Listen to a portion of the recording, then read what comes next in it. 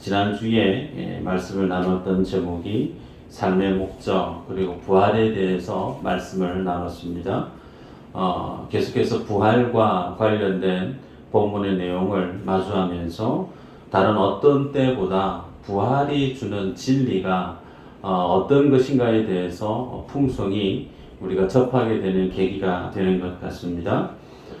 예수님을 믿고 구원받은 하나님의 사람이 이 세상을 살아가는 믿음의 모습은 어떤 모습인가?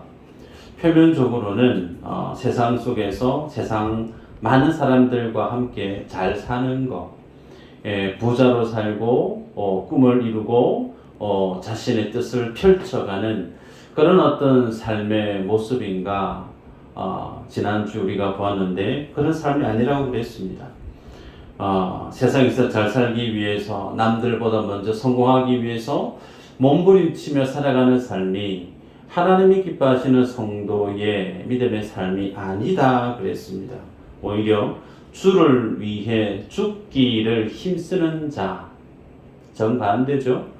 예수 그리스도를 위해서 죽기를 힘쓰는 자, 그 삶을 살아가는 것이 예수 그리스도를 믿는 믿음의 삶의 모습이다 그랬습니다. 그래서 오늘 본문의 제목도 그렇지만 성도는 하늘에 속한 자입니다.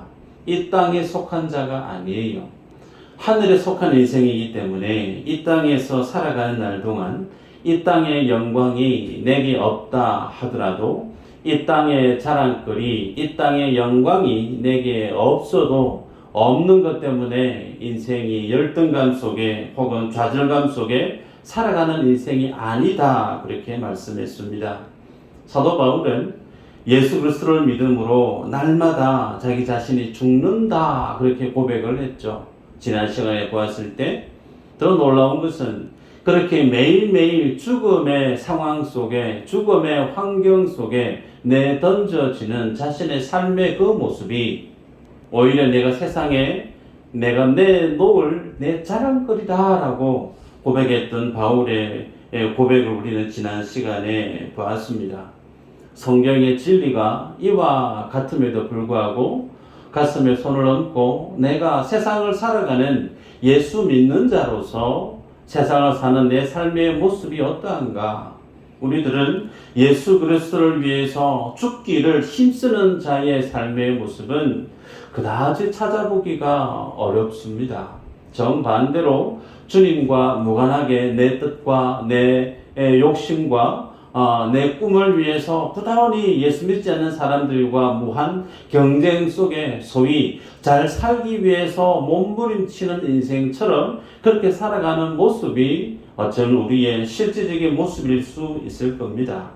여러분, 그래서 이런 어떤 우리의 하나님의 진리와 그 진리에 대한 우리의 삶의 모습이 이렇게 크게 괴리가 간격이 있는 그 모습 속에서 사도 바울은 계속해서 부활에 대한 하나님의 진리를 보다 더 구체적으로 오늘 본문 가운데 제시하는 걸 볼 수 있습니다.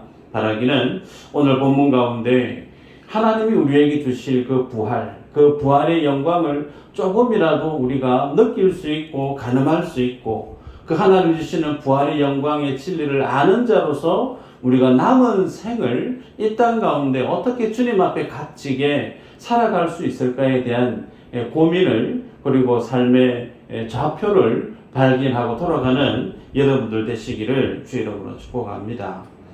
읽었던 본문의 35절에 보면 이렇게 말씀합니다. 누가 묻기를 죽은 자들이 어떻게 다시 살아나며 어떠한 몸으로 오느냐 하리니 그랬습니다. 고린도 교회 안에 부활을 인정하지 않는 사람들이 있었고 그들이 바울에게 묻습니다. 어떻게 죽은 자가 다시 살아날 수 있노? 또 두 번째는 살아난다라고 하면 어떤 몸으로 다시금 살아날 수 있는가? 두 가지 질문을 던집니다.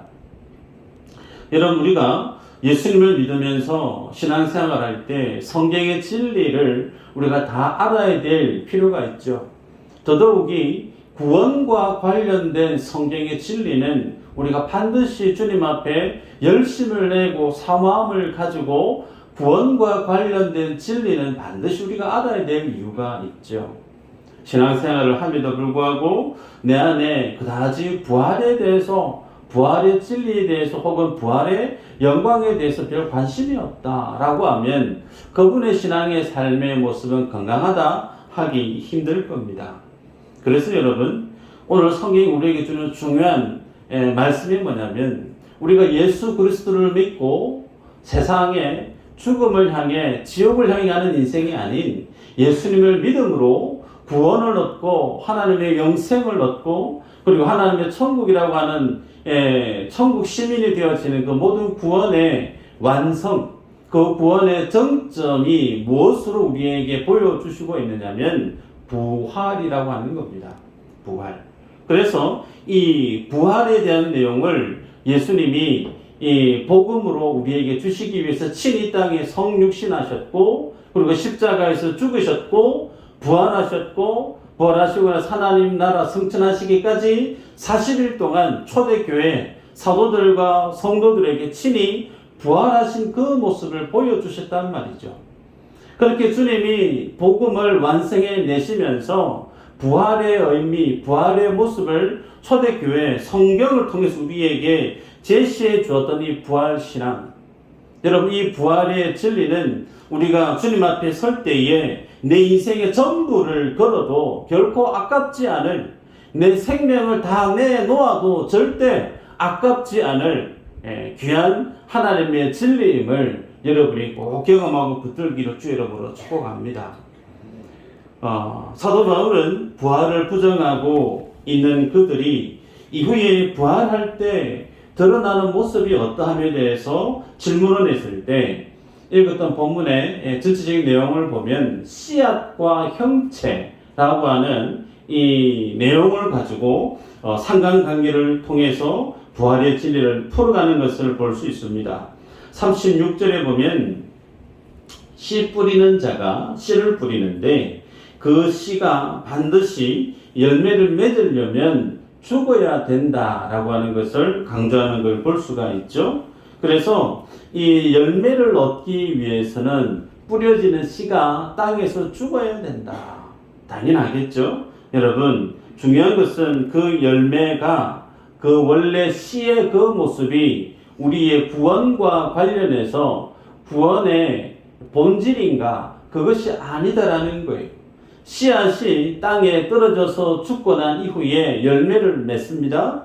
그럼 그 열매가 뭐라는 거예요? 하나님이 우리에게 주실 구원의 본질이라는 겁니다. 여러분, 그래서 씨가 땅에 뿌려지는 것은 반드시 살아나기 위해서, 완성된 실체를 얻기 위해서 죽음이라고 하는 과정을 통과해야 된다고 바울이 우리에게 말씀합니다.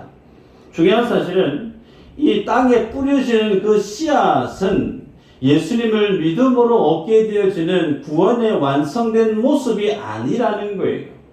예수님을 믿음으로 주님이 우리에게 주시는 그 구원의 완성된 그 모습은 씨가 땅에 떨어져서 죽고 난 이후에 그 속에서 다시금 되살아나는 그 열매의 모습이 주님이 우리에게 주실 완성된 구원의 모습이라는 겁니다. 쉽게 얘기하면 예수님을 믿어서 우리가 죽었다가 다시금 예수님으로 인해 부활을 하게 되어지는 부활체의 그 형상, 그 부활의 몸을 덧입은 것, 그 모습이 뭐라는 거예요? 주님이 우리에게 주실 완전한 구원의 정점, 그 구원의 완성된 모습임을 씨 뿌리는 모습을 통해서 바울이 설명하는 걸 우리가 볼 수 있습니다. 그러기에 여러분, 반드시 살기 위해서는 반드시 뭘 해야 되느냐면 죽어야 된다는 거예요. 역설적이죠. 밀을, 보리를 뭘 하든 땅에 심으면 그 심었던 그것이 죽어야 돼요. 썩어야 됩니다. 그것이 거름이 되어야 된단 말이죠. 그렇지 않으면 열매가 살아나는 법이 없습니다. 그처럼 우리가 예수님을 믿어서 완전한 구원에 이르는 그 구원의 완성을 경험하게 되기 위해서는 성경은 우리에게 뭘 얘기하느냐면 부활의 진리에 대해서 언급하는데 반드시 죽어야 된다. 그래서 반드시 살려고 하면 반드시 죽음의 과정을 거쳐야 된다. 라는 것이 바울이 전하고 있는 부활의 진리 안에 내용이라는 것을 우리가 보게 됩니다. 자, 그러면 이 진리를 우리의 몸, 우리 개개인에게 적용을 해보면 이 씨라고 하는 것이 우리의 몸에 해당되어집니다. 육체. 그래서 이 육체가 우리에게 해당되어지는 씨앗에 해당되어지는데, 그러면 이 씨앗이 땅에 뿌려지는 그 모습, 동일하게 우리의 육신이 이 세상을 살아가는 삶의 방향성이 어디를 향해 있어야 되느냐. 세상에서 잘 살기 위해서, 부하게 살기 위해서, 혹은 폼나게 살기 위해서, 많은 사람들에게 자랑거리가 많은 삶을 살기 위해서 그렇게 살아가는 것이 맞는가? 아니면 반드시 그리스도를 위해서 죽기를 힘쓰는 모습이 부활의 진리에 비춰봤을 때 합당한 믿음의 모습인가? 두 가지 중에 어떤 것인가? 바울이 전하고 있는 내용은 몸이 씨앗이기 때문에 그 몸의 씨앗이 땅에 뿌려져서 죽어야 하는데, 죽지 않으면 다시 살 수 없다는 거예요. 다시 살 수 없는 그 씨, 그 육체는 하등의 쓸모가 없는 존재로 전락할 수밖에 없다는 겁니다. 고로 우리가 예수님을 믿고 이 땅 가운데 살아가는 것은 이 땅에서 내가 살기 위해서 사는 것이 아닌 이 땅에서 주를 위해 죽고자 하는 삶을 사는 그것이 주님이 우리에게 원하시는 믿음의 삶의 태도고 자세라는 겁니다. 여러분, 예수님이 요한복음 12장 24절에 이렇게 말씀합니다. 내가 진실로 진실로 너희에게 이르노니 하늘이 미리 땅에 떨어져 죽으면 죽지 아니하면 하늘 그대로 있고 죽으면 많은 열매를 맺느니라. 잘 아시는 말씀이죠. 이 말씀 속에는 그 하늘이 미리 예수 그리스도를 지칭합니다. 그 주님이 죽어야만이 많은 열매를 맺는다. 예수님이 죽어야만이 다시 뭘 하신다는 거예요? 부활을 하신다라는 겁니다. 그래서 열매 맺는 인생, 부활의 인생, 완전한 구원의 삶에 가장 전제되어지는 과정이 뭐냐면 죽음이라고 하는 사실을 우리에게 성경은 제시합니다. 그런데 그 죽음이 어떤 죽음인가? 예수 그리스도를 위한 믿음의 삶으로 성경은 우리에게 제시하고 있습니다. 여러분, 그러면 이 진리를 제대로 인지했던 사도 바울이 지난 시간 우리가 말씀을 봤던 것처럼 주를 위해서 매일매일 죽어가는 듯한 인생을 살아가는 것이 바울에게 있어서 자랑이다라고 그랬습니다. 여러분, 그러기에 우리가 예수님을 믿으면서 내가 세상을 살아가는 믿음의 모습이 어떠해야 될 것인가? 어떻게 해서든 내가 안 죽기 위해서, 어떻게 해서든 내가 손해보지 않기 위해서, 어떻게 해서든 내가 남들보다 더 좋은 자리에 앞서기 위해서 그렇게 살아가는 삶의 모습이 부활의 진리 앞에 비춰보면 성도가 지향해야 될 삶의 모습과는 거리가 멀다라는 거죠. 오히려 정반대라는 겁니다.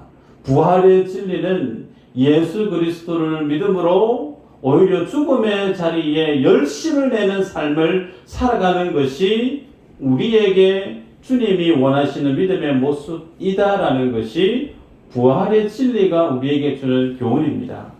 이 진리를 전하기 위해서 사도 바울은 38절에서 41절까지 세상의 형체들과 그 형체들이 지니고 있는 고유한 영광이 제각각 다르다 그러면서 형체와 영광에 대해서 말씀을 쭉 풀어가는 걸 우리가 볼 수 있습니다.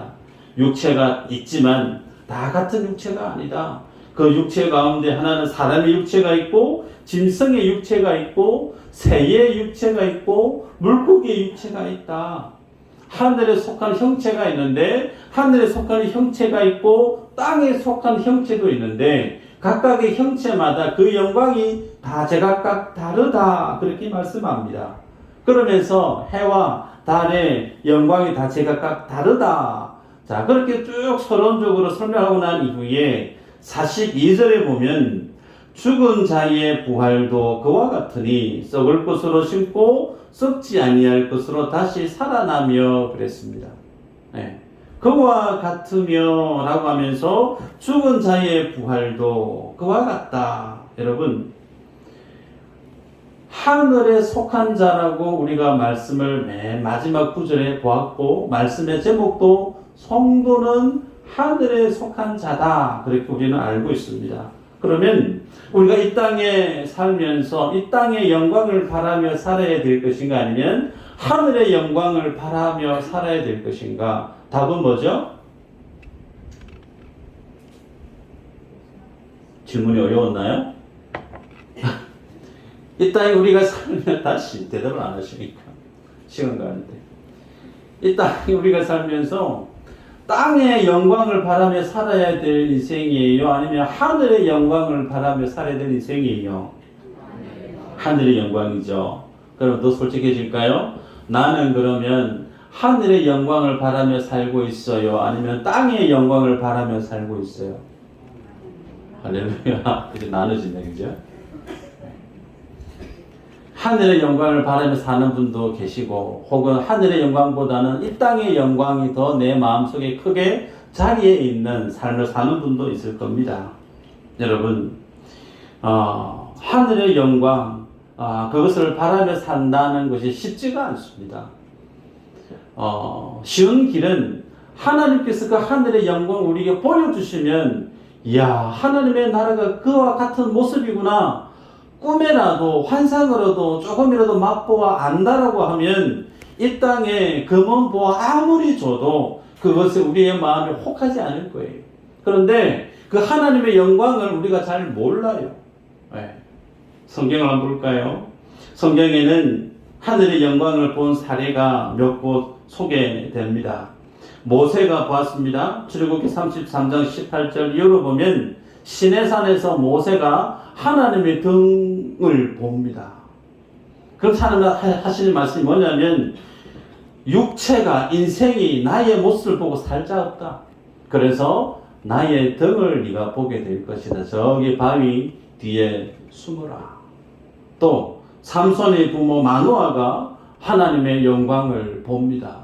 그 영광을 보고 난 이후에 마노아가 내가 하나님의 영광을 봤다고, 내 이제 죽었다고, 내 이제 죽을 것 같다고 그렇게 두려워하는 말씀을 사사기 13장 22절에 보면 우리가 확인할 수 있습니다. 이사야도 마찬가지예요. 이사야서 6장 1절에서 5절에 한번 읽어볼까요? 같이 한번 읽어보십시다. 시작. 우시야 왕이 죽던 해에 내가 본즉 주께서 높이 들린 보좌에 앉으셨는데 그의 옷자락은 성전에 가득하였고 서랍들이 모이고 섰는데 각기 6날개가 있어 그 둘로는 자기의 얼굴을 가리었고 그 둘로는 자기의 발을 가리었고 그 둘로는 날며 서로 불러 이르되 거룩하다 거룩하다 거룩하다 만군의 여호와여 그의 영광이 온 땅에 충만하도다 하더라. 이같이 화답하는 자의 소리로 말미암아 문지방의 터가 요동하며 성전의 연기가 충만한지라. 그때에 내가 말하되 화로다 나여 망하게 되었도다. 나는 입술이 부정한 사람이요 나는 입술이 부정한 백성 중에 거주하면서 만군의 여호와의 신 왕을 비었음이로다 하였더라. 아멘. 하나님의 영광을 보았는데 그 영광이 너무나 대단한 거죠. 그런데 그 영광을 봤던 이사야가 뭐라고 얘기하죠? 화로다. 이제 나 죽게 되었다. 내 입술이 너무 부정한데, 소위 내가 죄인인데 내가 완전한 하나님의 영광을 보았다. 이제 난 죽었다. 그렇게 두려워 떨었습니다. 여러분, 그래서 하나님의 영광을 본 자는 하나님의 그 영광을 감당할 수가 없어요. 왜요? 하나님은 거룩 자체십니다. 완전한 거룩하신 그 하나님. 그래서 하나님의 나라에는 태양이 필요가 없어서 하나님의 나라에는 태양이 없습니다. 왜요? 하나님의 영광의 빛이 태양빛보다 밝기 때문에. 그 완전하신 주님 앞에 다가가게 되어지면 내 안에 있는 허물과 죄가 너무나 분명히 드러나기 때문에 하나님 앞에 선 인생은 살아남을 인생이 없다는 거죠. 중요한 것은 그 하나님의 영광이 인생의 말로 형용하기 힘들 정도로 너무 대단하다는 거예요. 여러분, 그래서 이 하나님의 영광을 예수님이 예수님의 제자들에게 맛보아 알게 하기 위해서 베드로와 요한과 야고보를 변화산으로 데리고 갔죠. 그곳에서 예수님이 엘리야와 모세와 함께 대화를 나눕니다. 그 모습을 베드로가 봤단 말이죠. 그리고 예수님의 그 모습의 변화산에서 너무나 광채가 나는 것처럼 바뀌어지는 그 모습 보면서 베드로가 뭐라고 얘기합니까? 너무 좋다고. 여기에 집을 세 채를 지었으면 좋겠다. 여기 살았으면 좋겠다. 여러분, 베드로가 결혼을 했어요. 산 밑에 자기 와이프가 있습니다. 장모가 살아 있습니다.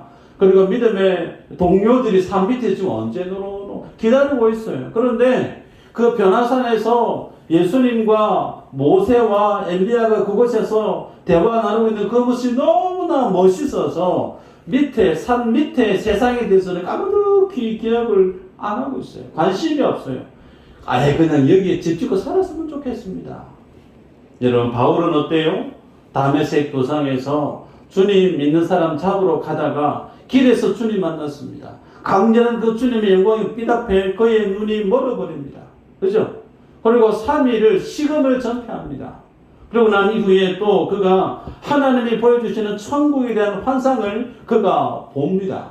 그 광경을 그가 기록을 했어요. 고린도후서 12장 1절부터 4절 한번 읽어보십시다. 시작.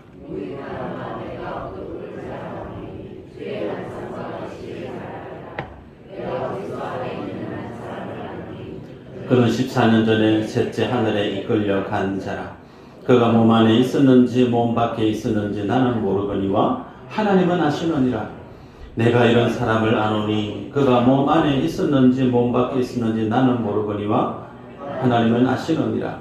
그가 나그네로 이끌려가서 말로 표현할 수 없는 말을 들었으니 사람이 가히 이르지 못할 말이로다.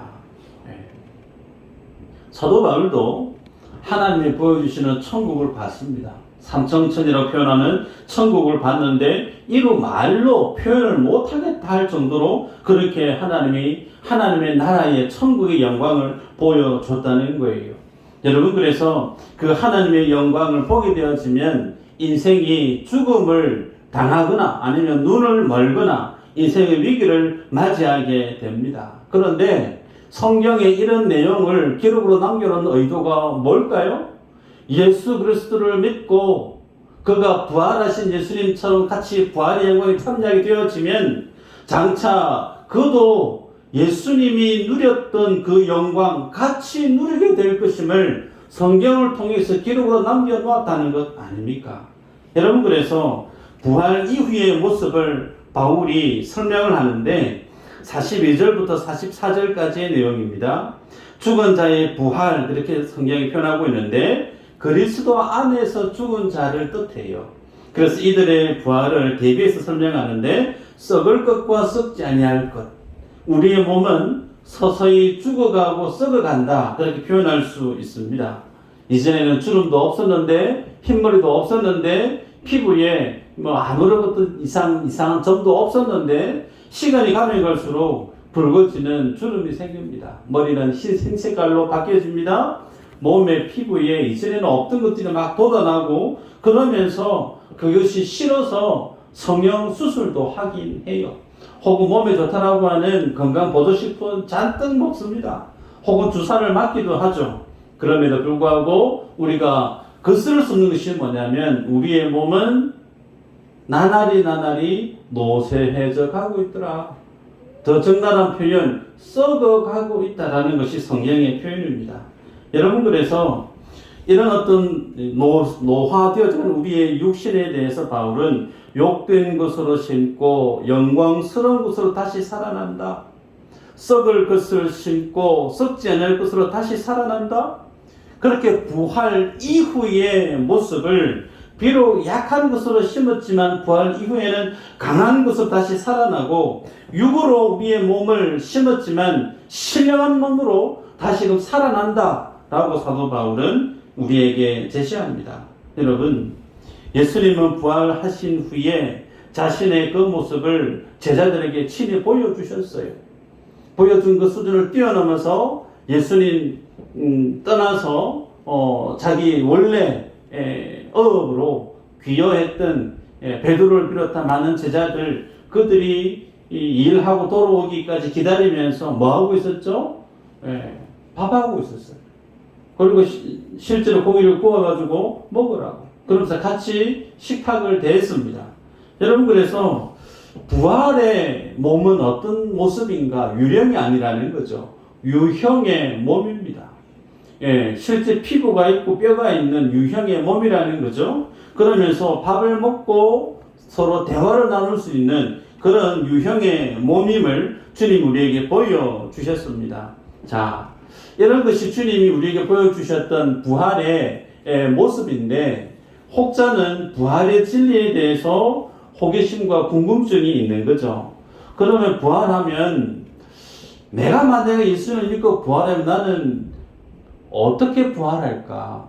내가 젊었을 때는 정말 미스 코리아 수준이었는데 지금은 주름도 있고, 그래서 이왕이면 부활하면 가장 얼굴이 이쁠 때, 그때 모습으로 좀 그렇게 부활하면 참 좋겠다.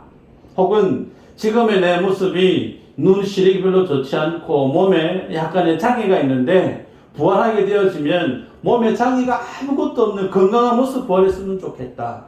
그런 기대치가 조금 있을 수 있어요. 혹은 갓난 아기로 낳다가 그냥 어떻게 죽고 만 갓난 아기, 그 아이가 예를 들어서 부활하게 되어지면, 그럼 그 갓난 아기는 나중에 부활하면 어떤 모습으로 부활할까 궁금해 할 수가 있습니다. 여러분, 이런 어떤 궁금증들이 뭘 간과한 모습이냐면, 부활에 대한, 구원에 대한 시각이 하나님의 말씀에 근거해 있지 않고 지극히 나 중심에 서 있는 생각의 발로라는 겁니다. 우리가 읽었는데요, 37절에 보면 또 내가 뿌리는 것은 장래의 형체를 뿌리는 것이 아니요 그랬습니다. 씨 뿌리는 것. 여러분, 구원의 완성이 씨가 아니라고 그랬어요. 근데 우리는 부활하고 난 이후의 모습도 우리가 어떻게 생각하고 있느냐면, 지금의 나의 모습을 두고 마치 부활을 하게 되어지면 지금의 내 모습 혹은 내 젊었을 때의 모습, 성경 그것이 아니다라는 겁니다. 그래서 부활 이후 씨 뿌리는 그 모습과 열매 맺는 그 모습은 확연히 다르다고 했던 것처럼, 우리의 주어질 그 부활의 완성된 모습은 우리가 저도 어떻게 이거다라고 말할 수는 없지만, 예수님이 부활하시던 모습처럼 그렇게 우리에게 주님이 부활의 모습을 허락해 주신다라는 것이 성경이 우리에게 주는 말씀이에요. 여러분, 그래서 예수 그리스도의 모습같이 부활하게 되어지는 거, 45절에 보면 기록된 바 첫사람 아담은 생명이 되었다 함과 같이 마지막 아담은 살려주는 영이 되었나니 라는 말씀이 있어요. 아담은 생명이 되었다. 소위 살아있는 영, 살아있는 존재. 그런데 그가 아담이라는 거죠. 근데 마지막 아담은 예수 그리스도를 뜻합니다. 그런데 예수 그리스도는 살려주는 영, 달라요. 아담은 살아있는 영, 소위 창조주가 그에게 생명을 주어야만이 살아갈 수 있는 존재, 그가 아담의 모습이고, 예수 그리스도는 살려주는 영이라는 거예요. 그래서 인생이 죄를 범했을 때, 죄악 가운데 넘어졌을 때 스스로 그 죄에서, 죽음의 자리에서 벌떡 일어날 수 있는 능력이 없다는 거예요. 살려주시는 이가 오지 않으면 인생의 문제를 풀어낼 수 있는 답이 없는 거예요. 그래서 주님 이 땅에 성육신하셨고 십자가 지셨고 부활하시고 부활의 진리를 주님의 제자들에게 보여주시면서 예수 그리스도로 덧입게 되어질 모습이 장차 예수 안에 있는 모든 인생들이 경험하게 될 부활의 모습임을 주님이 보여주셨다라는 겁니다. 말씀을 맺는데요, 읽었던 본문에 두 가지 질문이었습니다. 어떻게 부활하냐? 그리고 부활하신 그 이후에 그 모습은 어떠하냐 그랬는데요. 여러분, 이 질문들을 우리가 말씀을 쭉 보면서 성도는 이 땅 가운데 어떤 삶을 지향하는 존재인가? 죽기 위해서 사는 자가 성도라는 거예요. 예수 믿고 잘 살아야지가 아니고요. 예수 믿고 잘 죽어야지가 복음이 제시하고 있는 믿음의 방향성입니다. 여기에서 죽기 위해서 산다라고 하는 이 죽음에 대한 내용이 소위 자기 자신을 위해서 사는 것이 아니다, 그 뜻입니다.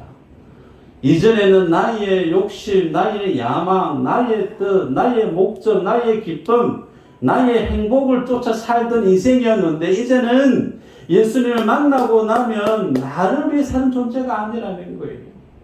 그래서 나를 위해 살지 않는다라는 그 말의 의미가 주를 위해 죽는 삶을 소위 자기 부인, 날마다 자기 십자가를 지고 자기를 부인하고 나를 쫓는 자가 내게 합당한 자니라 라고 했던 주님이 명하신 제자도에 대한 진리의 말씀과 결을 같이 합니다.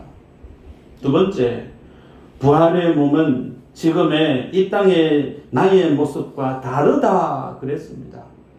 여러분, 이 사실 우리에게 뭘 보여주고 있느냐면 현재를 살아가고 이 땅을 지금 살아가고 있는 삶의 모습에 많은 사람들이 육신의 안목에 이생의 자랑에 심취해서 살아가요. 그런데 주님을 믿고 주님 우리에게 부어주실 부활 이후의 모습은 이 땅의 모습이 아니다 그랬단 말이에요. 그러면 이 땅의 것을 더 갖기 위해서, 이 땅의 것을 더 많이 어떻게 하기 위해서 나의 에너지를, 나의 삶을 이 땅의 것들에 쏟아붓는 것은 부질없는 짓이다라는 겁니다. 여러분, 주식을 하시면 안 하시겠지만, 하시는 분도 있겠지만, 망할 것, 주식이 떨어질 것, 그거 뻔히 아는 분이 거기에 자신의 자산을 투자하는 분이 있을까요? 없습니다. 그건 바보예요. 그런 사람 없어요. 이 세상이 불타 없어질 세상이라고 성경이 하나님의 잠재적 심판 아래 놓여있는 세상임을 성경이 우리에게 밝게 보여주고 있음에도 불구하고 내 삶의 모든 에너지와 모든 시간들을 이 땅의 것에 집중하고 살아간다고 하면 그것은 잘못된 어리석은 삶이라는 거예요. 사도 바울이 그가 남기고 간 아주 유언과 같은 말씀이 있는데 이 말씀을 읽고 말씀을 마칩니다. 빌립보서 1장 21절 이운데요. 같이 한번 읽어볼까요? 시작.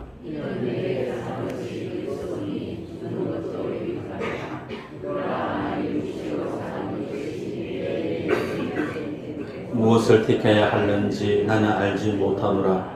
내가 그 둘 사이에 끼었으니 차라리 세상을 떠나서 그리스도와 함께 있는 것이 훨씬 더 좋은 일이라.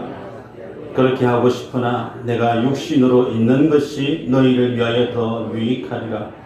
내가 살 것과 너희 믿음의 진보와 기쁨을 위하여 너희 무리와 함께 거할 이것을 확실히 아노니 내가 다시 너희와 같이 있으므로 그리스도 예수 안에서 너희 자랑이 나로 말미암아 풍성하게 하려 함이라. 아멘. 여러분, 내게 사는 것이 그리스도니 죽는 것도 유익함이라. 아멘인가요? 네. 예수 그리스도 빼고 나면 내가 부자로 살든 건강하게 살든 의미가 없다는 겁니다. 그러나 그리스도 때문에 사는 인생은 가난하게 살아도 몸에 질병을 지니고 살아도 인생에 우여곡절이 많은 삶을 살아도 뭐라는 거예요? 유익함이라. 유익함이라. 삶의 목적이 뭐냐는 거예요. 우리의 삶의 목적을 이 진리 위에 세워야 됩니다. 마지막에 고백하죠. 내가 다시 너희와 같이 있으므로 그리스도 예수 안에서 너희 자랑이 나로 말미암아 풍성하게 하려 함이라. 너희에게 자랑이 많이 있으면 좋겠는데 그 자랑거리가 나로 인해서 많이 일어났으면 좋겠다. 사도 바울은 영혼들을 위해서 하나님을 사랑하고 이웃을 사랑하는 그 삶에 자신의 삶을 다 내놓은 인생이에요. 여러분에게 도전합니다. 하나님을 사랑하는 일에 여러분의 삶을 드리기를 축복합니다. 아멘. 이웃을 사랑하는 그 일에 내 남은 삶을 가치 있게 드릴 줄 아는 여러분 되시기를 축복합니다. 아멘. 이 삶이 하나님 우리에게 가장 원하시는 믿음의 모습임을 기억하시고 주님이 주실 그 부활의 영광을 내다보시고 이 땅에서 후회 없는 믿음의 삶을 잘 살아가는 믿음의 귀한 권속들 되시길 축복합니다.